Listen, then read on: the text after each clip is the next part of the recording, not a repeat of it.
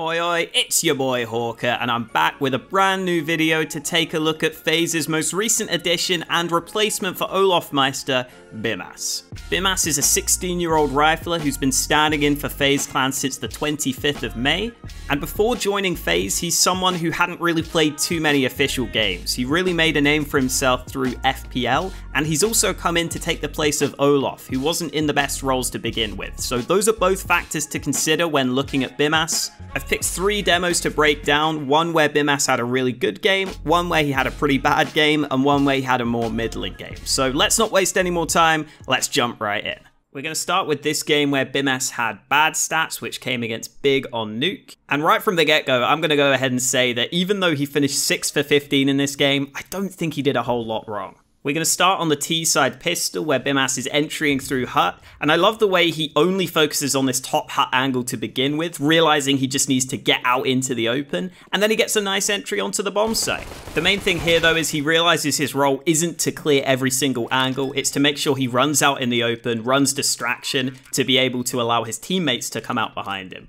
That kill from the pistol round is the only kill Bymas gets throughout this entire T side, but you're going to see with some of the roles he's sent in with, he has to go in first a lot as a sacrificial lamb, and so I don't really think that's his fault. And this round is a great example of that. To begin with, Bymas is left holding lobby, which is oftentimes his position in the default. And then after FaZe go down into a 4v5, they decide to just go for a contact play into ramp and send the AK of Bymas in first. And there's really nothing he can do here. This shot is just very good and he doesn't get a chance to pull the trigger.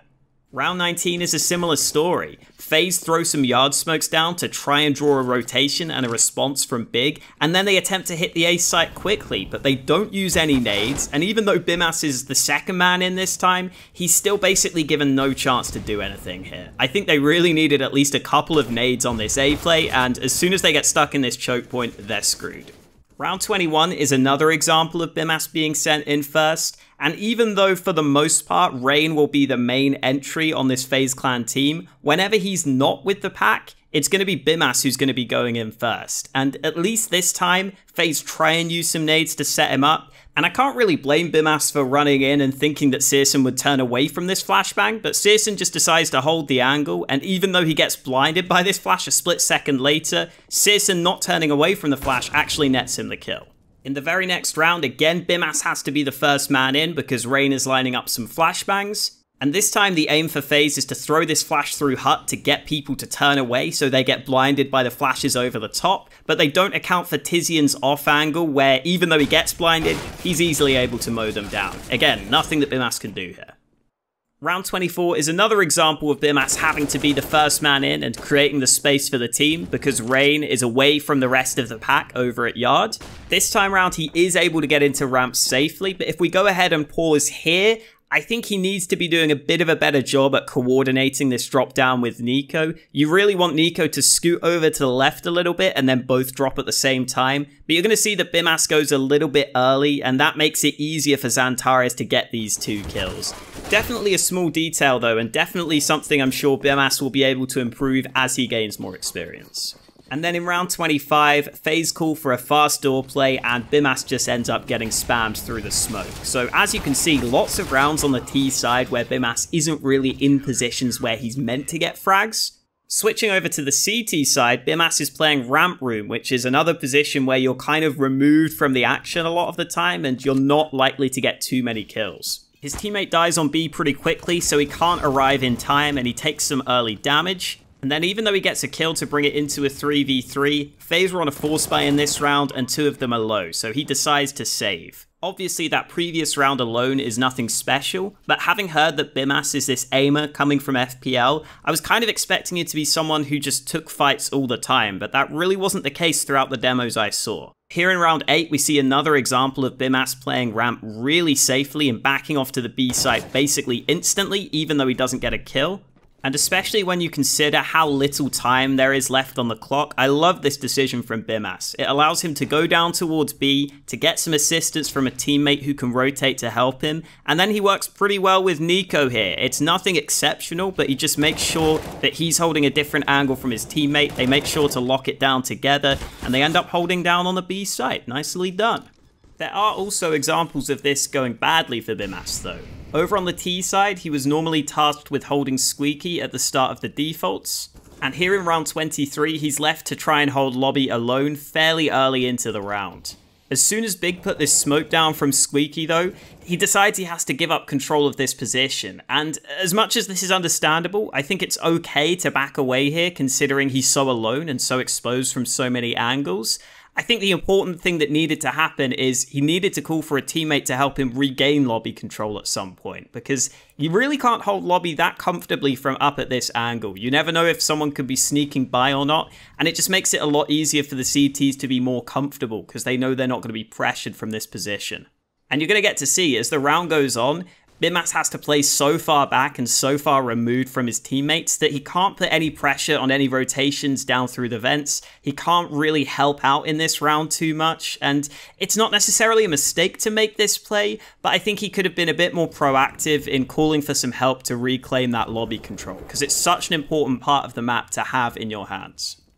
There were also a couple of rounds where Bymas just clearly wasn't ready for some of the coordination that Big have. For example, here in this round, he does a pretty good job at trying to fight with his teammate for ramp, and then Big execute this double drop down beautifully to just double peek him and get him out of the round. And then there was this round where he's playing on the A site and he just gets bombarded with nades. First the Molotov lands behind him, and then about 20 million flashbangs blind him for the entire round. And again, these are the kinds of things he's not going to have learned too much from playing FPL, so I'm sure he'll improve in these aspects. Overall, even though Bymas went 6 for 15 in this game, there wasn't too much he did wrong, but at the same time, there wasn't too many situations where he took initiative or was really that well integrated into the team. Heading into Mirage, for the pistol round, Bymas showcases some nice movement to get out of the apps quick and get his team onto the site. It's the post plant I have a problem with though, as Bymas takes up this position from bench, and I really don't think he needs to be taking these fights onto short with a Glock against the USPs.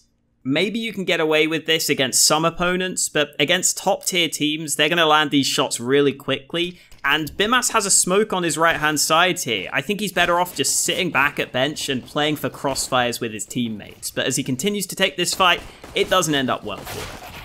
This is the map where Bymas had a high rating, and I think it's going to be clear why when you see some of these clips. For example, here in round 3, once again he's being sent in first. This time though, the utility is much more effective. He gets a flash in for him which blinds Perfecto, and it ends up being an easy entry. Or here in the next round where Bymas isn't the first man in, it's Rain who runs in first and gets the initial entry, and there are follow-up nades to allow Bymas to just hold this separate angle, win this fight, and put his team in a great position in the 4v3 post plant. Just in general, you got the feeling he was much more comfortable on Mirage, which I guess makes sense. It is the classic pug map. And I think this comfort comes back to things being a bit more simple on Mirage. You don't have to play across the map like you do on, say, Nuke. By the way, here's another example of Bymas entering B, and hot damn is that a nice shot. We're starting to see some of that aim I was excited for. Obviously, Bymas wasn't winning every entry fight. For example, in this round, I like how he Molotovs this bench position so no one can sneak up on him, but that's just a stunning shot right there, and that's going to happen sometimes at the top level.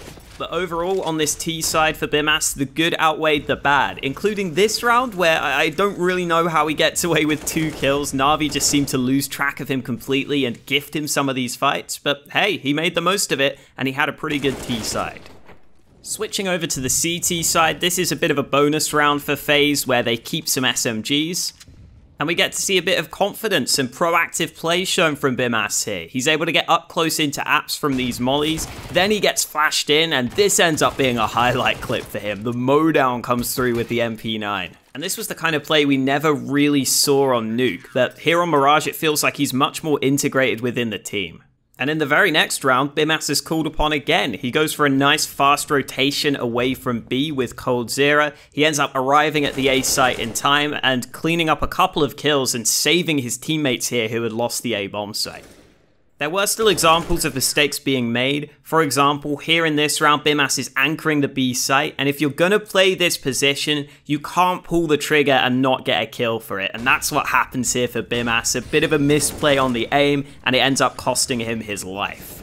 Again though, throughout the entire game, the good certainly outweighed the bad for Bymas in this one. Here in the last round of the game, he's anchoring the B site, And it's really nice to see just how quick and confident Bymas is with his reposition here. After spotting them with a jump peek, he gets mollied out of position, repositions to this spot under window, which is always strong to allow time for the rotates to come in, and he ends up getting a mow down. And the main thing I love here is just how quickly and decisively Bymas makes this decision.